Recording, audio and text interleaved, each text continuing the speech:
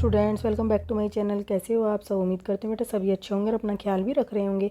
तो बेटा आज हम करने जा रहे हैं अपनी 9th क्लास की जो NCERT चली हुई है साइंस की, ठीक है। उसमें 5th चैप्टर हमारा चला हुआ है जीवन की मौलिक इकाई, जिसमें आज हम करने वाले हैं अपना पार्ट 7, ठीक है। पार्ट 6 तक हम कर चुके हैं, जिसमें हमने कोशिका अंगक जान लिए थे सारे, बस एक कोशिका अंगक बचा है जो कि क्या है, रसधानी, ठीक है। आज हम इस रसधानी के बारे में जानेंगे कि रसधानी या रिक्तिका, कुछ भी बोलो, इसको बोलते हैं बेटा हम क्या, रिक्तिका या रसधानी। इसके बारे में जानेंगे। और दूसरा कोशिका विभाजन टॉपिक के बारे में। जिसने पीछे के ये सारे टॉपिक्स नहीं देखे बेटा, वो पूरी प्लेलिस्ट का लिंक मैं नीचे दे दूँगी। सीक्वेंस में बारी बारी से सारा देख लेना, आपका रिवीजन अच्छे से हो जाएगा और बहुत डिटेल में मैंने एक्सप्लेन किया है, ओके। फिर भी कोई डाउट हो तो कमेंट बॉक्स में पूछ लेना। देखो यहाँ पर रसधानी क्या है। रसधानी ठोस अथवा तरल पदार्थों की संग्राहक थैलियाँ हैं, ठीक है। क्या है, ये एक तरीके की थैलियाँ हैं। जंतु कोशिकाओं में रसधानियाँ बहुत छोटी होती हैं, जबकि पादप कोशिका में रसधानियाँ क्या होती है, बहुत बड़ी होती है। हमने अभी देखा। कुछ पौधों की कोशिकाओं की कोशिकीय रसधानी की माप कोशिकाओं के आयतन के 50 से 90% तक होता है, यानी कि ये कोशिका है, ठीक है। पौधों की बात हो रही है। पौधों में जो कोशिका है, कोशिका के आयतन का 50 से 90% तक कौन होता है, रसधानी, यानी कि या तो उसका आधा हिस्सा इस रसधानी के द्वारा घिरा, या फिर कम से कम इतना हिस्सा क्या होता है, रसधानी के द्वारा घिरा होता है। देखो जैसे यहाँ पे भी तुम देख रहे होंगे 50% घिरा हुआ है, कम से कम कितनी जगह घेरे हुए है ये कोशिका की, पौधों वाली की, ठीक है। लेकिन जंतुओं में ये छोटी छोटी सी पाई जाती हैं। तो नेक्स्ट देखो अब यहाँ पर पादप कोशिकाओं की रसधानियों में कोशिका द्रव्य भरा रहता है। क्या होता है, पादप कोशिकाओं की जो रसधानियाँ होती हैं उनमें कोशिका द्रव्य भरा रहता है। क्या भरा रहता है, कोशिका द्रव्य। और ये कोशिकाओं की स्फीति तथा कठोरता प्रदान करती है। जो क्या करती है, इसको कठोरता प्रदान करती है। स्फीति यानी कि कोई भी कार्य करने के लिए एक तरीके से उसको ऊर्जा या एनर्जी प्रदान करती है। पौधों के लिए आवश्यक बहुत से पदार्थ रसधानियों में ही इकट्ठे होते हैं। ये अमीनो अम्ल, शर्करा और विभिन्न कार्बनिक अम्ल तथा कुछ प्रोटीन हैं। क्या है, कौन कौन सी चीज़ें इकट्ठी होती हैं रसधानी के अंदर, अमीनो अम्ल, ठीक है, शर्करा और विभिन्न कार्बनिक अम्ल और कुछ प्रोटीन। ये चार चीज़ें इसमें क्या होती हैं, इकट्ठी रहती है। एक कोशिक जीवों जैसे कि अमीबा की खाद्य रसधानियों में उनके द्वारा उपभोग में लाए गए खाद्य पदार्थ होते हैं, ठीक है। जो एक कोशिका जीव जैसे कि अमीबा है, अमीबा के अंदर क्या है, खाद्य रसधानियों में उनके द्वारा जो चीज़ें ली गई हैं, ठीक है, उपभोग में या यूज में लाई गई हैं, वो इकट्ठा रहती है। कुछ एक कोशिका जीवों में विशिष्ट रसधानियाँ अतिरिक्त जल और कुछ अपशिष्ट पदार्थों को शरीर से बाहर निकालने में महत्वपूर्ण भूमिका निभाती हैं।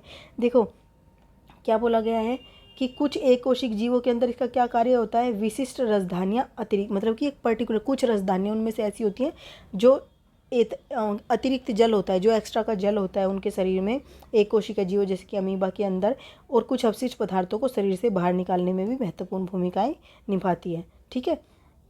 अब प्रत्येक जो कोशिका है कि अपनी एक संरचना होती है, हम जानते हैं, जिसके द्वारा वे विशिष्ट कार्य करते हैं, जैसे कि श्वसन, पोषण और अपशिष्ट पदार्थों का उत्सर्जन और नई प्रोटीन बनाने में सहायता करना, ठीक है। हर एक कोशिका के अंदर कुछ ऐसे अंग होते हैं जो अलग अलग कार्य ये करते हैं। कोई श्वसन करता है, कोई पोषण करता है, कोई अपशिष्ट पदार्थों का उत्सर्जन करता है।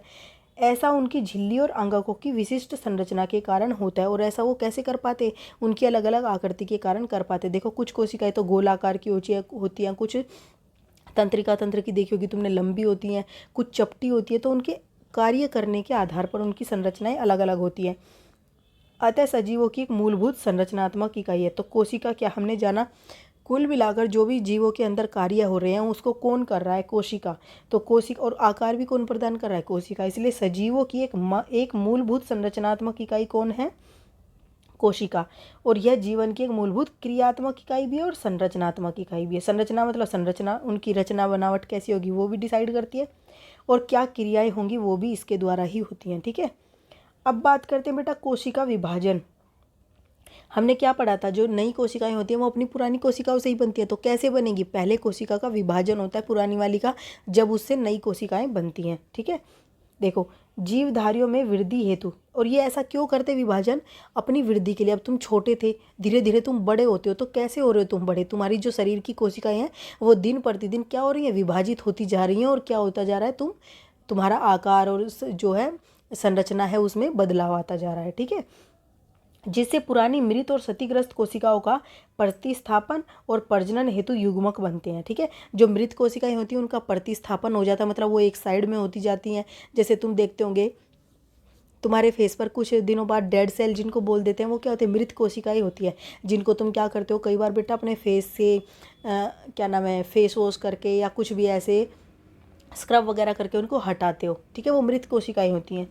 और कुछ क्या होती हैं, जनन कर करके युग्मक बनाती है, जिससे क्या होती है, नई कोशिकाएं बनती हैं। नई कोशिकाओं के बनने की प्रक्रिया को कोशिका विभाजन कहते हैं।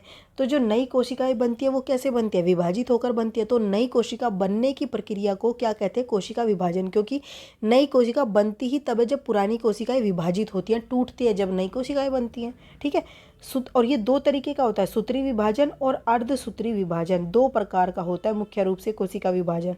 ठीक है, दो प्रक्रियाओं के दौरान जो है कोशिका विभाजित होती है, अर्धसूत्री और दूसरा है सूत्री विभाजन या समसूत्री विभाजन। ठीक है, कोशिका विभाजन की प्रक्रिया जिससे अधिकतर कोशिकाएं वृद्धि हेतु विभाजित होती हैं उसे क्या कहते हैं। देखो, कोशिका विभाजन की वो प्रक्रिया जिसमें अधिकतर कोशिकाएं वृद्धि हेतु, ठीक है, क्या बड़े होने के या आकार बड़ा करने हेतु क्या करती है, विभाजित होती हैं, तो उसे क्या बोलते हैं, सूत्री विभाजन या समसूत्री विभाजन। ठीक है, देखो ये दिखाया गया समसूत्री। इसमें ये कोशिका थी बेटा, ये दो भागों में डिवाइड हो गई। और मैंने तुम्हें कहा था ना एक बार कि धागेनुमा संरचना होती है, जब कोशिका विभाजन होती है तो ये धागे ये इस तरीके का आकार ले लेते हैं। ठीक है, और फिर वो क्या होता है, दोनों कोशिकाओं में आधे आधे बट जाते हैं। इसको क्या बोलते हैं, समसूत्री विभाजन। देखो ये गुणसूत्र, मैंने बोला था ना धागेनुमा संरचना क्या कहलाती है तुम्हारी, गुणसूत्र। ठीक है, पहले तो वो धागेनुमा संरचना को हम क्या बोलते हैं, क्रोमैटिन पदार्थ बोलते हैं। ओके, लेकिन जब विभाजन होता है तो ये क्रोमोसोम का रूप ले लेते हैं या गुणसूत्र का रूप ले लेते हैं, जो आधे आधे विभाजित हो जाते हैं। ठीक है, ये क्या हो गए, गुणसूत्र हो गए। और ये मातृ कोशिका, यानी कि देखो जिससे कोई नई कोशिका बनती है उसको हम क्या बोलते हैं, मातृ कोशिका।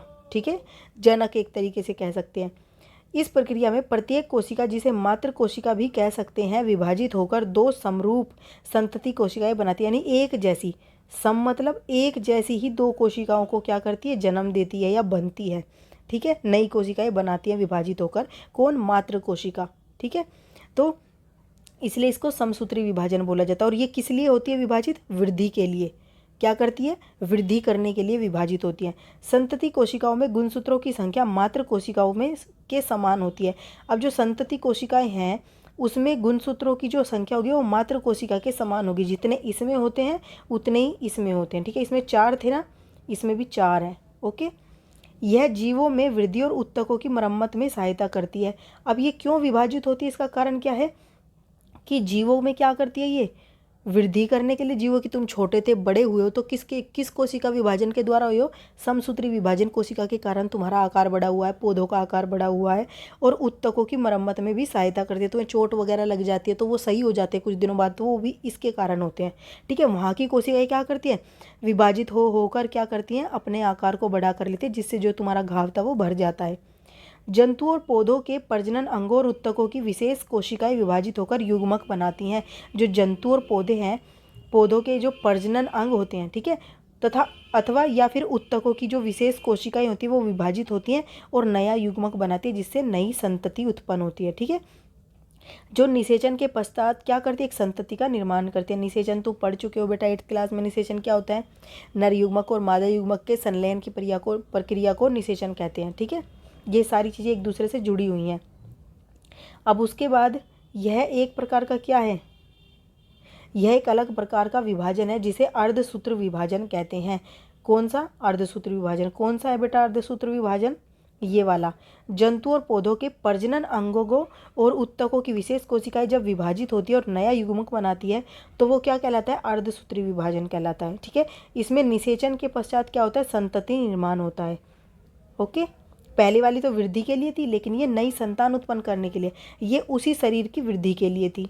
ठीक है, अब जिसमें क्रम से क्या होते हैं, 2 विभाजन होते हैं। जब कोशिका अर्धसूत्रण द्वारा विभाजित होती है तो इसमें 2 की जगह 4 नई कोशिकाएं बनती हैं। ठीक है, क्या होती है, 2 की जगह 4 नई कोशिकाएं बनती हैं। कैसे बनती हैं, नई कोशिकाओं से मात्र कोशिकाओं की तुलना में गुणसूत्रों की संख्या भी आधी हो जाएगी, इसलिए अर्धसूत्री विभाजन बोला गया है। क्या आप सोच सकते हैं कि संतति कोशिकाओं में गुणसूत्रों की संख्या क्यों आधी हो गई है, तो देखो क्यों हो गई है। यहाँ पर देखो ये क्या थी बेटा, मात्र कोशिका थी, इसमें 4 गुणसूत्र हैं, ठीक है। अब यहाँ पर देखो तुम, ये क्या हो रहा है, अर्धसूत्री विभाजन हो रहा है, उससे ये 2 भागों में डिवाइड हुई और 2 गुणसूत्र इसमें आ गए, 2 इसमें आ गए। अब उसके बाद ये फिर से डिवाइड होगी तो क्या होगा इससे, ठीक है। यहाँ पे क्या हुआ, संतति कोशिकाएं जो है बन गई। यहाँ पे इनमें ये क्या है, संतति कोशिकाएं। ये अर्धसूत्री विभाजन में क्या होता है, 2 बार विभाजन होता है। अर्धसूत्री विभाजन में 2 बार विभाजन होता है, इसलिए क्या होता है, दोनों के पास आधी आधी चली जाती है। उसमें क्या था, सिर्फ 1 बार विभाजन होता है, इसलिए उसमें जितनी उसमें थी उतनी ही इसमें है। लेकिन इसमें क्या हो रहा है, 2 बार विभाजन हो रहा है, तो वो क्या होती है, दोनों जगह बट जाती हैं, इसलिए आधी आधी हो जाती है, ठीक है। इसमें 4 थे तो इनमें देखो 2-2 बचे हैं। ओके, तो ये अर्धसूत्री था। तुम्हें कुल मिलाकर ये याद रखना है, जो समसूत्री विभाजन है वो वृद्धि और कुछ ऊतकों की मरम्मत के लिए होता है विभाजन वो, ठीक है। और क्या होता है उसमें, अब संतति जो उत्पन्न होती है वो बिल्कुल हूबहू कैसी होती है, मात्र कोशिका जैसी होती है, ठीक है। और जो गुणसूत्र होते हैं वो भी समान होती है उनकी संख्या, मात्र में भी और उसमें भी, जो संतति कोशिकाएं हैं। लेकिन अर्धसूत्री में क्या होता है, 2 बार तो विभाजन होता है और प्रजनन अंगों में ये विभाजन होता है, ठीक है। और जिससे नए युग्मक बनते हैं, ठीक है। और इसमें 2 विभाजन हुए हैं, जिससे क्या होता है, जो गुणसूत्र थे वे दोनों में आधे आधे बट जाते, 2 बार विभाजन होने के कारण। तो ये आपका जो विभाजन की प्रक्रिया थी ये भी इंपॉर्टेंट है बेटा आपको जानिए। यहाँ पर आपका चैप्टर जो है कंप्लीट हो जाता है। ये आपका कुछ आपने क्या सीखा है वो बताया गया, आप इसको चाहो तो अपनी बुक से पढ़ सकते हो, ठीक है। तो उम्मीद करती हूँ आपको एक कंप्लीट चैप्टर समझ आ गया होगा। फिर भी कोई डाउट हो तो बेटा कमेंट बॉक्स में डाल देना, और नहीं तो आप इसको 1-2 बार देखोगे तो आसानी से आपको हर बार नई नई चीज़ें समझ में आएंगी जितनी बार देखोगे, ठीक है। आपसे मेरे लिए ये चैप्टर आपके लिए कंप्लीट है। फिर भी कोई डाउट होगा तो मैं कमेंट बॉक्स में आपका सोल्व कर दूँगी। तो इस वीडियो में बेटा इतना ही, अपना नेक्स्ट जो चैप्टर होगा उसको नेक्स्ट वीडियो में स्टार्ट करेंगे। ओके, तब तक के लिए ऐसे हंसते रहिए, मुस्कुराते रहिए, पढ़ते रहिए और आगे बढ़ते रहिए। Thank you.